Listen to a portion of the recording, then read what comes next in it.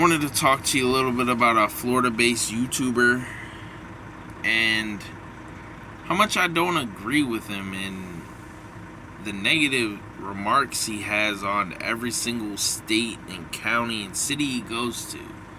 There's another YouTuber that made a video about him 2 years ago, and you can look it up. It's either you can look up Southern Life Exposed, it'll come up, or you can look up just the title of Southern Life Country Fried Racist, I believe it's called. And he had other reasons why he made his video. Is because this YouTuber, Southern Life, went to his hometown and trashed it, and so he pretty much went in on him.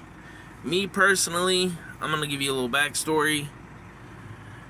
His channel started out as Florida Hood Vlogs. He would drive around without any commentary in Florida hoods.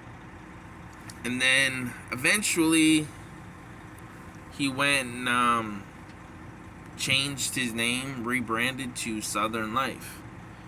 He moved to Alabama, lived there. We don't know exactly why he moved, but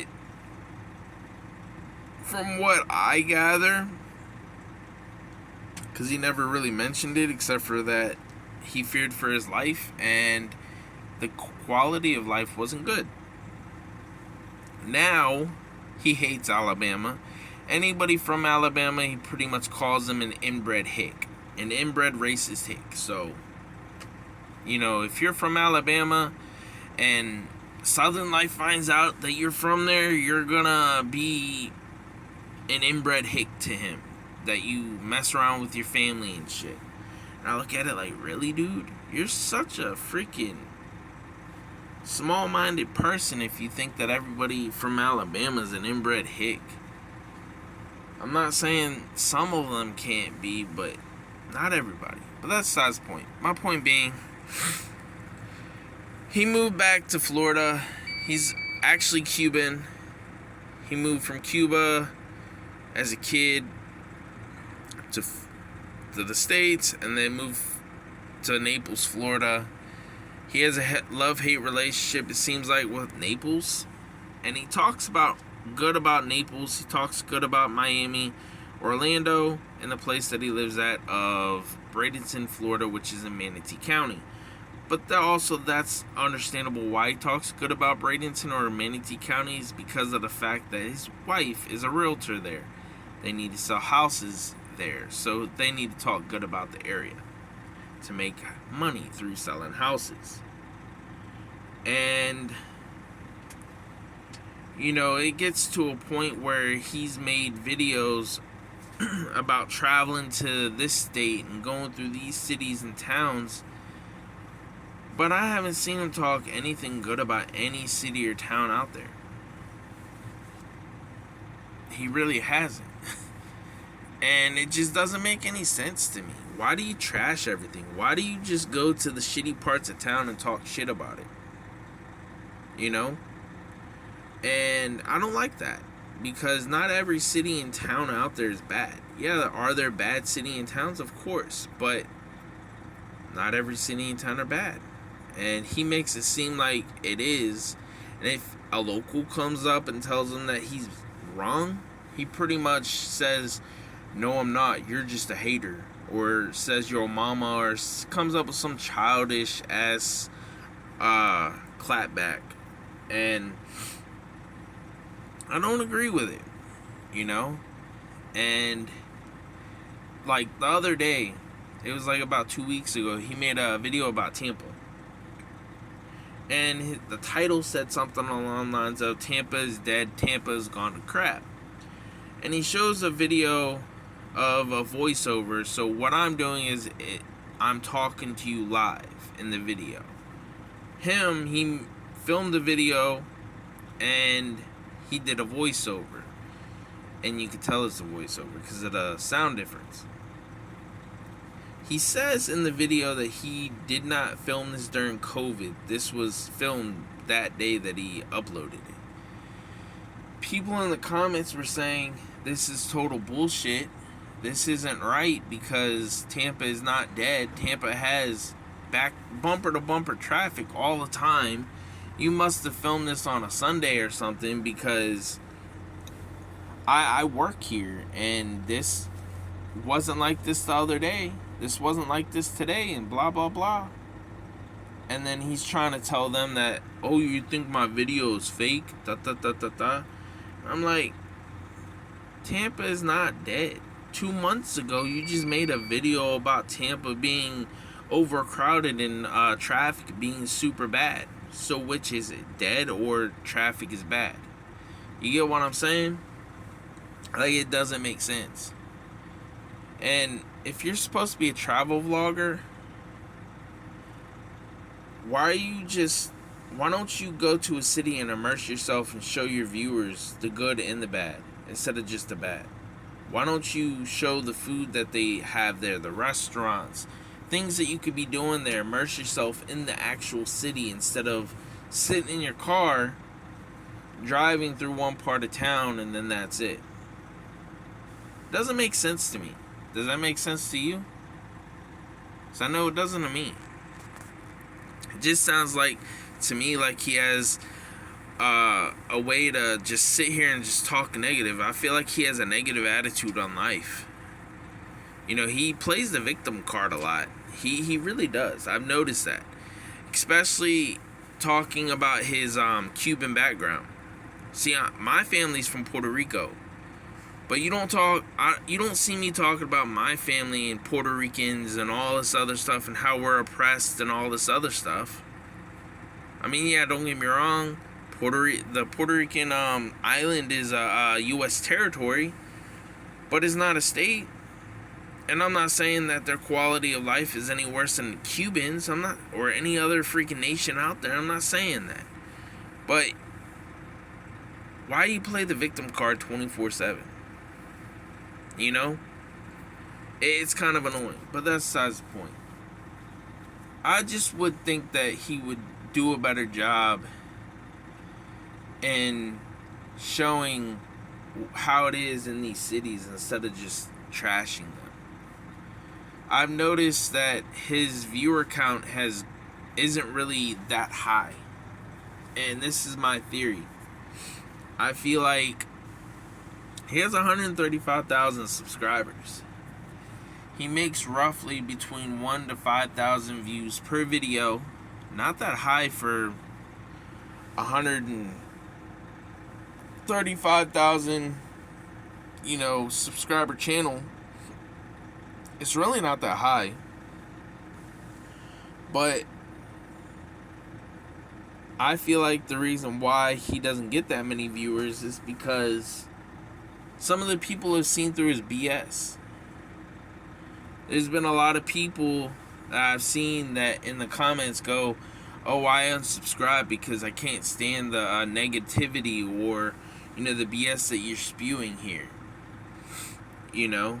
And I feel like what happened is because he makes so many different videos on different topics that people subscribe for that reason, and then they notice that he's really negative and stop watching his channel.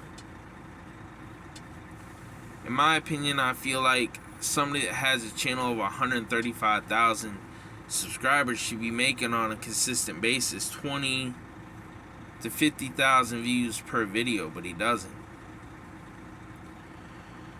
And also, if you don't know how people make money on YouTube, other than sponsorships, it's through the YouTube Partner Program.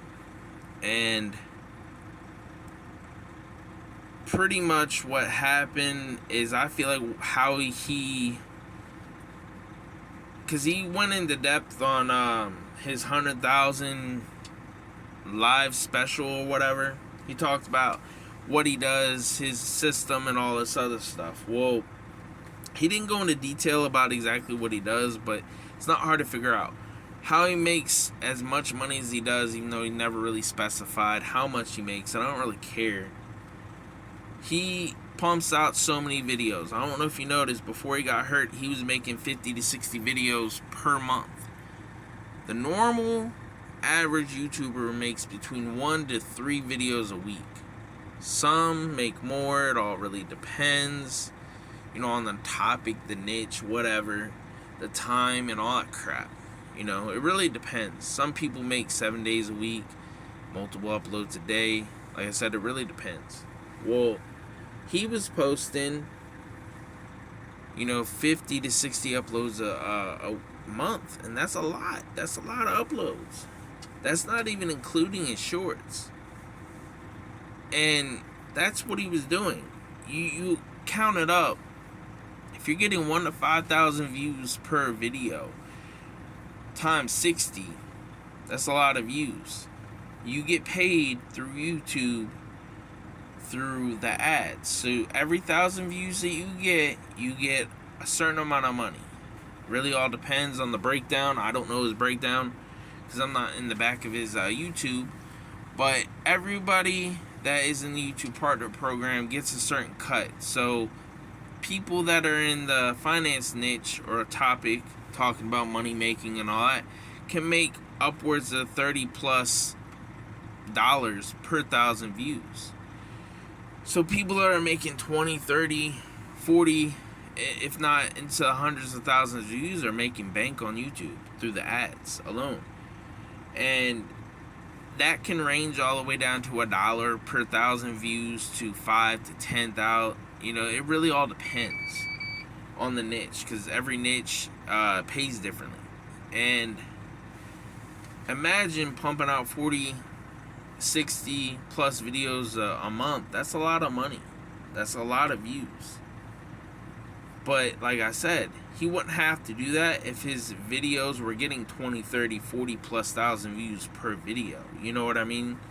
Because he wouldn't be able to live the life that he does if he was only posting 2 or 3 videos a week.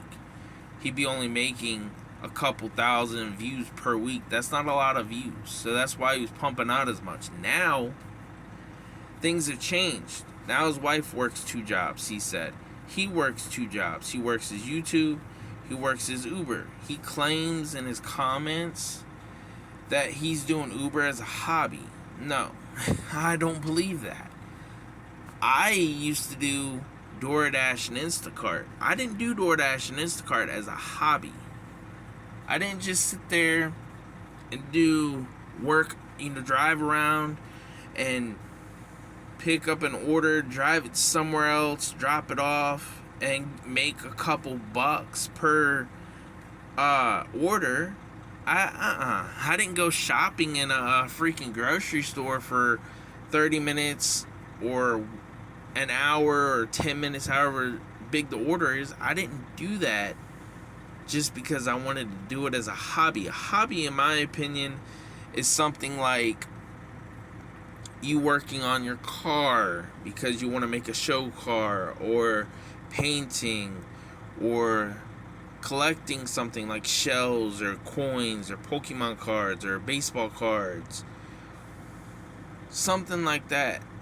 That is a hobby. A hobby isn't going out working Uber, driving around sketchy people all day just to make a couple bucks. You're doing it because you need to make content for your YouTube channel, and you can't do it as much as you used to because you're hurt. Your wife is having to supplement with an extra job because she's not making money on her realtor stuff yet, from what I understand. She's working 2 jobs, he's working 2 jobs. Because if you look at it before, he got hurt. Him and his wife were always out traveling. His wife and him were always doing something out and about. Now they're not out and about anymore. They're out and about sometimes, but not as much as they used to, and it's because of his injury. And that's my point, is he talks bad about jobs, but he's working 2 jobs himself, and his wife's working the job. He talks bad about people working these jobs, and I'm like, how can you do that when we need jobs to make this world go around? You know what I mean? For instance, if he broke terms of service for YouTube, he wouldn't have YouTube. He wouldn't have his YouTube money. If he broke terms of service in Uber, same thing with that. He wouldn't have Uber money. If something happened to YouTube or Uber, like they went away for whatever reason, like TikTok, he wouldn't have his Uber or YouTube money. Same goes for everybody else that's doing this. But it just doesn't make sense to me. You know? It just kind of blows my mind on how negative this guy is. I hope the best for him. I do. I really do hope the best for him and his family. Hopefully he has a speedy recovery. So like I said, I have no hatred towards the man. It's more the fact that why do you talk shit about every town instead of actually showing the good stuff and the bad stuff? Why is everything so negative, not positive? You know what I mean? It's really annoying. It irks the hell out of me. Let me know in the comments below what you guys think. I mean, like I said, I know there's people out there that like Southern Life and like his videos. I understand that there's some people that are really big diehard supporters, and if you talk bad about them, they'll come after you. They'll say that you're wrong. They'll criticize you or this and that. But I don't care. I'm just letting everybody know, whoever watches this, for all I know, you never will watch this. I don't know. It doesn't really matter. I'm just saying, just be good. Live your life the best you can. Go where you want. And do whatever you can in this life to make your life better.